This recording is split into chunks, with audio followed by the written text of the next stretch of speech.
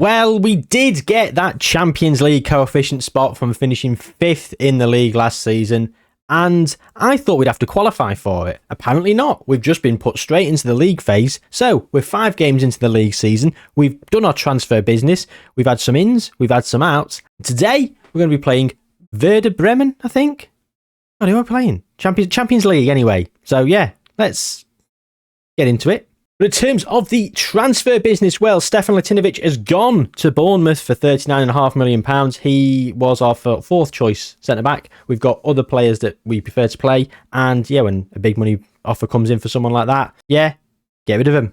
And we did. In terms of the ins, Frank Klingenberg, he is a fabulous little player. 18 years old. He'll be homegrown at club, hopefully. He's in and amongst it and he's playing. Richard Gross, also in that same position, but he's still out on loan at Sparta Prague. We've run a little bit heavy on the central midfield attack position and, yeah, a bit overloaded. Skrive Ikanga, our ball-winning midfielder, our new ball-winning midfielder, £20.5 million, a club record transfer fee, which feels weird, but we've broken it again with another player. I'll come to that. And we've also, we've done some good business. We've done some very good business. I really like this guy. Annoyingly, he's now only 4-star potential. He was 5-star potential when I bought him. But he looks pretty good defensively, and I think he'll do a job. He's 18, so he'll improve a lot. Happy days. And then in terms of the transfers out, Adam Clark gone to Aston Villa, £11 million.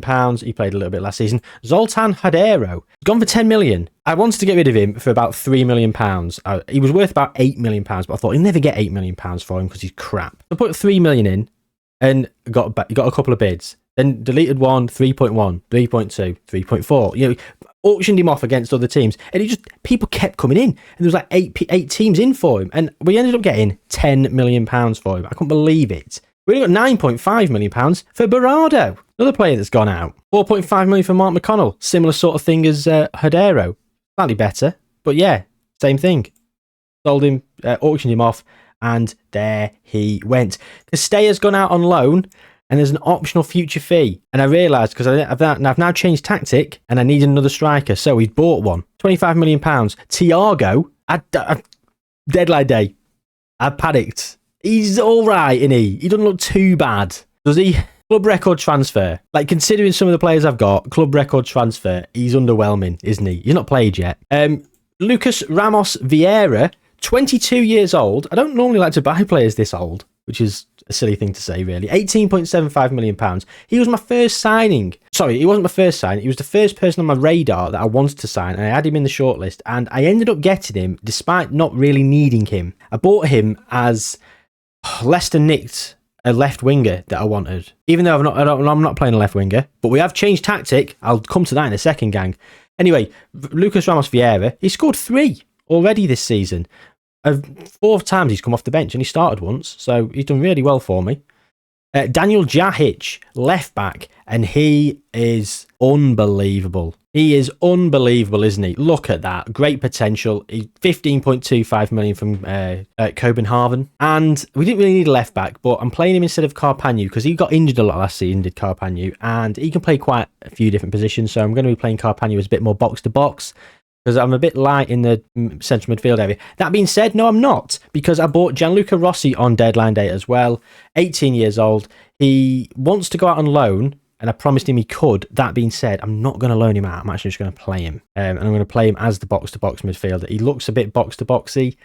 So, yeah, there you have it, folks. That is the transfer update. But how have we been getting on in the league? Well, this was a shambles. I don't know why it's not showing it, but there was a disallowed goal in this game for us on 90 minutes to make it 2-1. I was fuming. And then we conceded twice. We lost 3-1 to Palace, opening day of the season. But we did bounce back with a 3-1 win against Peterborough, and Montserrat has been fantastic on that right-hand side. We're playing one winger.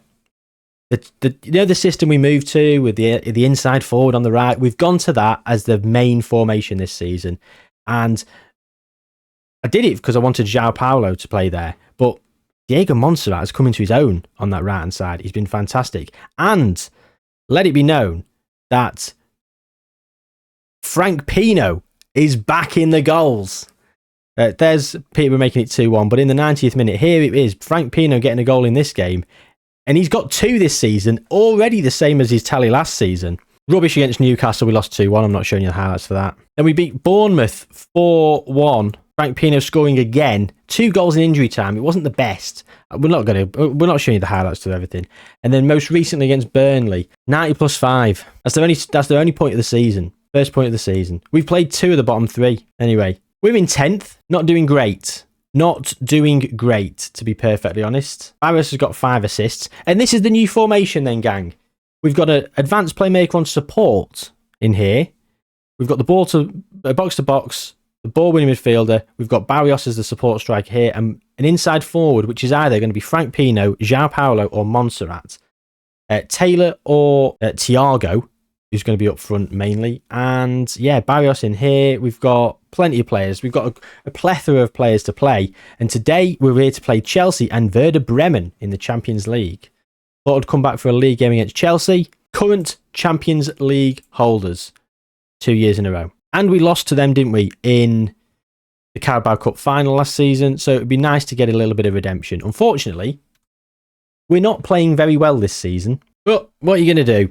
We've not been great to start the season. I'm sure we'll come into a run. We've actually bought quite a few players and we've upheavaled the team a little bit more than I would have liked to, but I felt we needed to strengthen.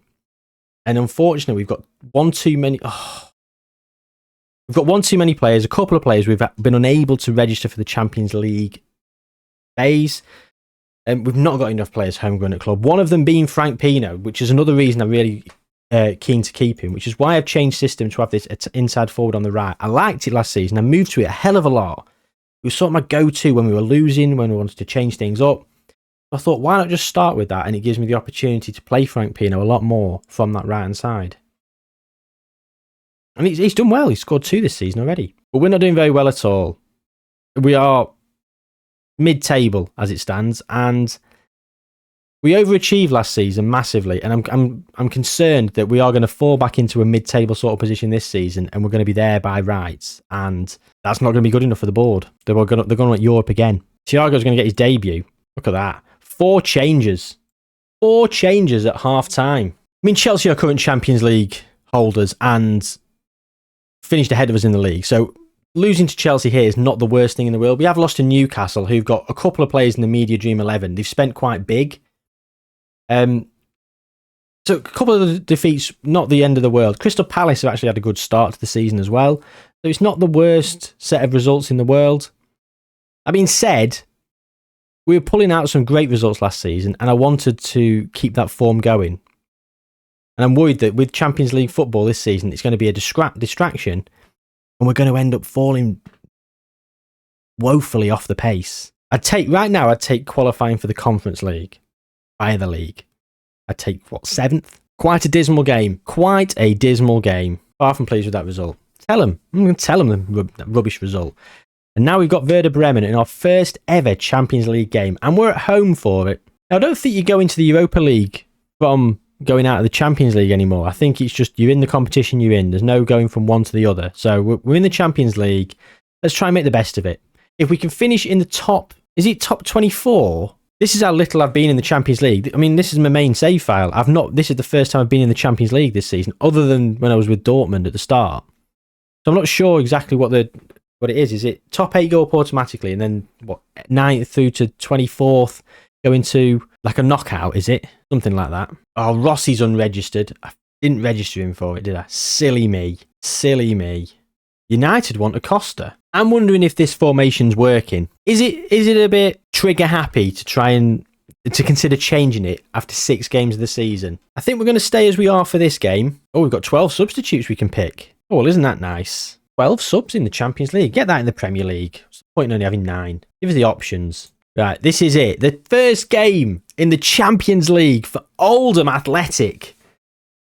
Having come back from the Vanarama National League in just 14 seasons. This is the 14th season of this save game, I think. And here we go. Champions League football at Boundary Park.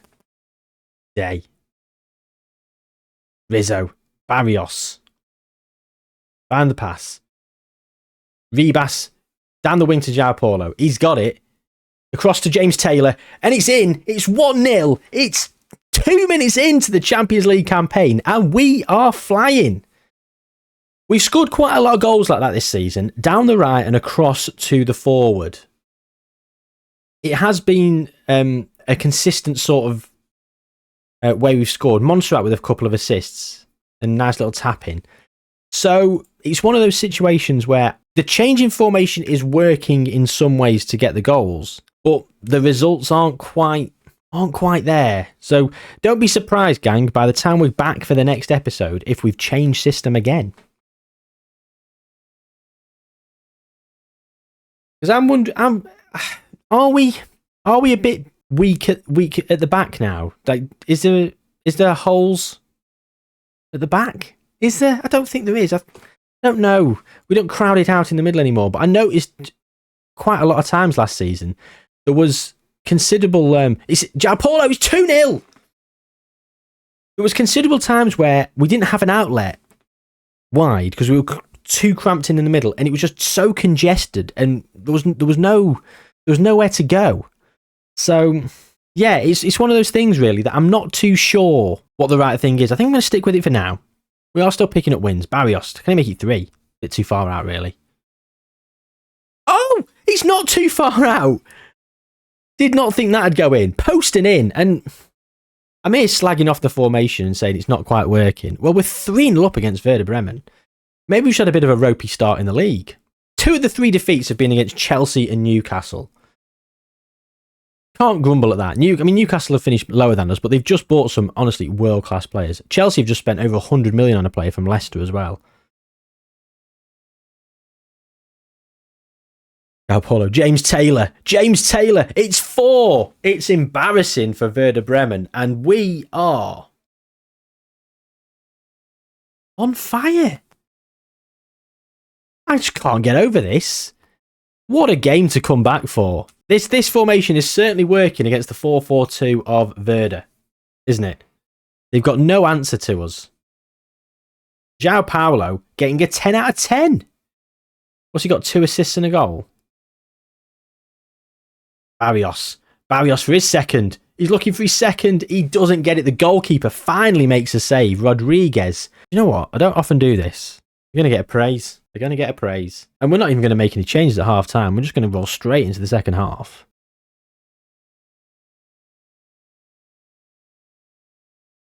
We'll say none of the players that are playing today are new. So these are all people that have been here for a while. Yeah, we're not going to make any changes at all. We're going to give them at least another 15 minutes to just power on with what they're doing. Thought that could have been a foul. Acosta, James Taylor, Paul, Jayhuahua. Pulls it back. Ribas. Across. It's Barrios. It's not in. It's bundled away. So here come Bremen. Carioca. Day with a header. Acosta. Samuel. I think we're going to make a few changes in a minute after this highlight. Elmi. Oh, not the best, but Samuel. Oh! Elmi's going to get himself an assist.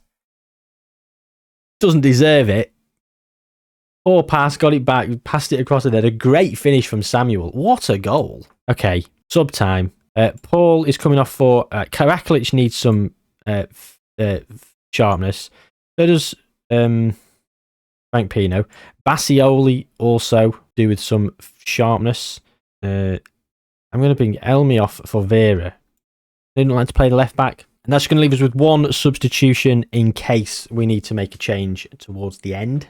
And I will say, this phenomenal scoreline really will help us out if it's touch and go and goal difference comes into it.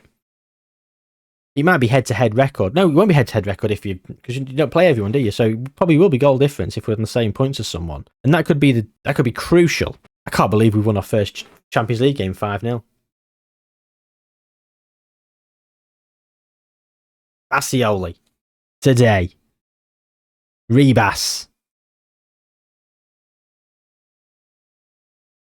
Oh, they're just knocking it around now. Samuel.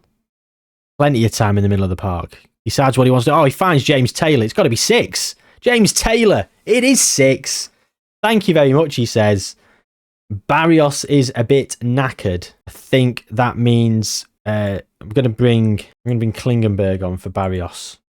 Last 5. 6-0. And that's a hat-trick for James Taylor on his Champions League debut. I can't believe it. A hat-trick for James Taylor. Well, there we go then, gang. In terms of the return, well, maybe around, I don't know. Maybe a Champions League. It'll be a Champions League and league game again. I'm looking at this Rangers, either Tottenham or QPR, little double header. I'm also looking at this, but this is the end of January. I'm looking at Barcelona Leipzig deadline day. So I think we're probably going to come back around December for Rangers or Lyon end of November. Not decided yet, but thanks for joining me, gang. Take good care of yourselves. Like the video if you haven't already. And yeah, I'll see you soon.